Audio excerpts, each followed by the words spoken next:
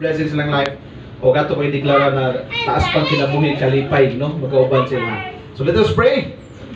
Heavenly Father, we thank you, Lord. Salamat Ginoo sa mga kinabuhi nga nakakaroon diri Ginoo, sa kinabuhi ni Dandan na nag-birthday karon na adlaw ugad o mag-birthday si Lisa for tomorrow Ginoo.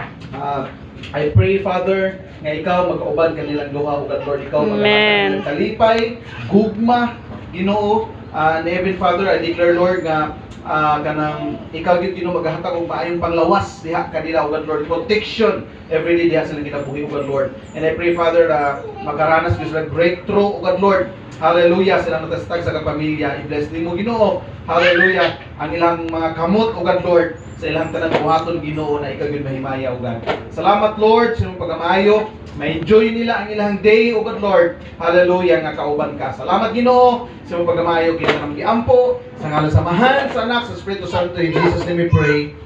Amen.